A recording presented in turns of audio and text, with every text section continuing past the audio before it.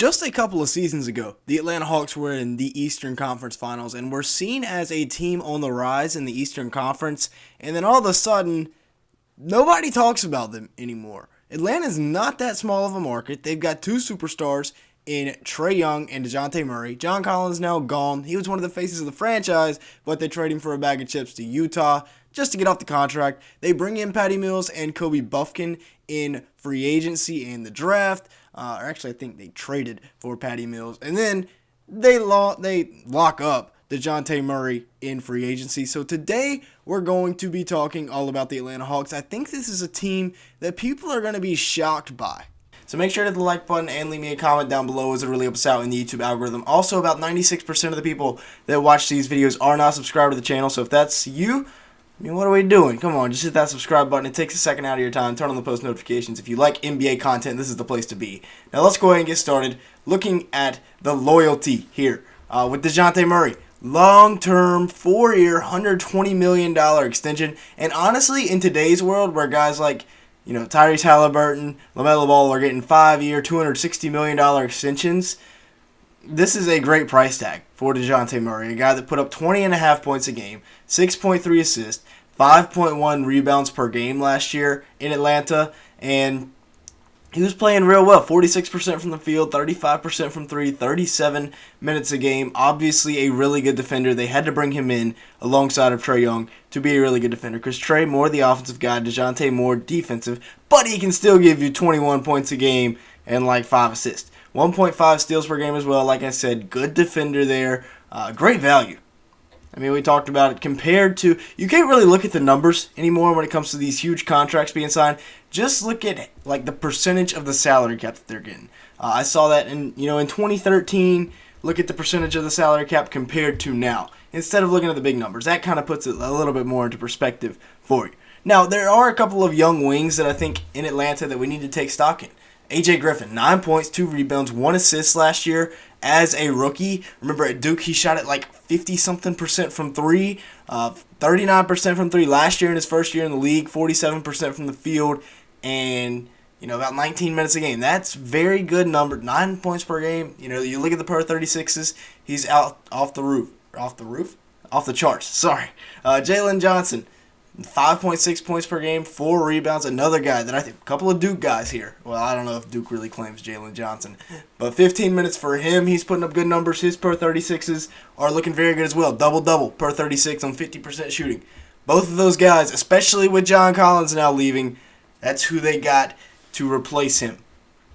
Now, potentially dodging a bullet, they traded him for a bag of chips, but John Collins has been on the regression here lately. A regression tour. 13.1 points a game, 6.5 rebounds, and 1 block last year in what was a career worst season for John Collins.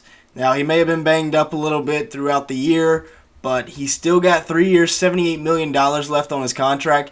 And for a guy that is aging and regressing already, maybe it's time to go ahead and kick him, show him the door. And that's what they did, 29% from the three-point line. Not going to cut it, so he is gone. Now, let's take a look at the draft, because I really like what they did in the draft, going out and getting Kobe Buffkin, one of those late risers in the draft process. But this guy is a super energetic, electric two-way combo guard. Honestly, a good comparison for him would be Dejounte Murray. Not as good defensively, but when he gets going to his left hand, he's really good. 14 points a game, 3.5 rebounds, 3 assists. Dejounte, when he gets going to his right, he's tough to stop. Buffkin obviously left-handed, so it's reversed there. But 48% from the field, 35% from three, 1.3 steals. Honestly, I just see a lot of comparisons between the two. I just see him right there, waiting on you to cross half court, ripping you, taking it the other way. I think he's a day one rotation piece, a guy that you can slide right in there at the 2 off the bench. Patty Mills at the backup point guard, and then Kobe Buffkin at the backup 2, which is what we're about to talk about here. I think that fit in real well. Patty Mills coming in, bringing in the veteran presence, and then you work Kobe Buffkin in slowly, and as the year progresses, you start taking gradually some of Patty Mills' minutes, giving more and more to Kobe Buffkin, because he's a guy that 2 years in college, so he is a little bit more pro-ready than some guys coming out of the draft this year, but I think he is going to be looking really, really nice for this Hawks team once he really starts to break out. Kind of like with A.J. Griffin last year, although he stayed an extra year in college. Now, they do have some veteran wings, which I am very excited about. You got to have lots of 3-and-D wings in the NBA today. DeAndre Hunter, unfortunately, can't stay healthy. But when he is healthy, he's really good. 15.5 points a game, 4.5 rebounds a game. Really good small forward, one of the better defenders in the league when he's healthy. That's the big key. 46% from the field, 35% from three. Really, he was the X factor in that Hawks run to the Eastern Conference Finals. Bogdanovich, 14 points, 3 rebounds, 2 assists. One of the most fun names to say in the NBA. Bogdanovich. 45% from the field, 41% from 3, 28 minutes a night. So super efficient guy off the bench that they're bringing in. Can just put it in the basket. And then Saddiq Bey, 11.6 points, 4.6 rebounds, 1 assist. Really liked what they did last year, bringing him in from the Detroit Pistons. Got to add another wing. They did it. 47% from the field, 40% from 3, 5 3-point attempts. Saddiq Bey, Bogey, both 40+% from 3. Even DeAndre Hunter, not a bad 3-point shooter. All good pieces to have around Dejounte and Trae. Now let's take a look at the lineups. And yeah, Saddiq Bey, DeAndre Hunter as the starting wings. We just talked about them. But both guys, they can shoot the 3-ball for sure. And then you've got your 2 electric stars in Trae Young and Dejounte Murray at the 2-point guard spots. Dejounte, I'm honestly, I think he makes a bigger impact on the game because Trae just gets lost defensively and you got to cover up for him.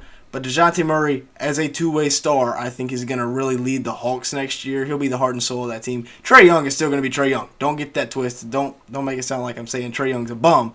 But he has regressed a little bit, I feel like, from a couple of years ago. And then you got Clint Capella anchoring down everything in the paint. He's making a bunch of money, though. Don't be shocked if Onyeka Okongwu is coming for that spot. A guy I probably should have highlighted a little bit more in today's video. The backup 5-man here in Atlanta. He's really good. Like I said earlier, don't be shocked if they start out giving the minutes to Patty Mills, and then as the year progresses, Kobe Buffkin gets more and more minutes. That is the way I would go about it, because you still have A.J. Griffin and Bogdanovich at the 2 and the 3 off the bench, so you're not taking minutes away from them to give it to Kobe Buffkin. I think A.J. Griffin and Jalen Johnson are both going to have big-time years this year. Same thing with Onyeka Okongwu. 3 guys on this Hawks bench that I really expect to break out, by the way. And then you got Bogdanovich, the steady hand there at the small forward spot. I really like this Hawks team.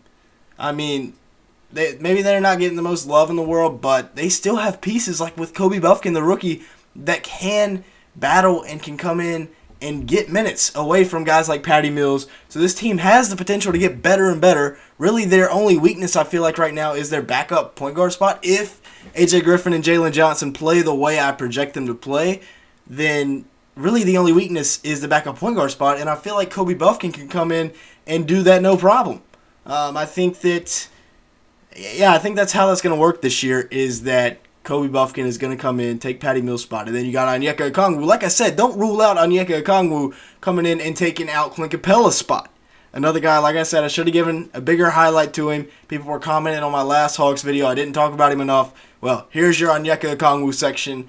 Dude is going to, he's been getting better and better every year. The more run they give him, the better he plays. They're finally starting to see that, I feel like. And yeah, Onyeka Okongwu, got to watch out for. I'm really liking this Hawks team next year. I think they take a huge step forward just because all their young guys start to progress. They've changed from a team that's getting older. They've quickly flipped the script into a young, exciting team with lots of development to do. So with that being said, that's going to be it for today's video. Thank you so much for watching. Make sure to hit the like button and hit the subscribe button if you did enjoy at any point. And with all that being said, thank you so much for watching today's video.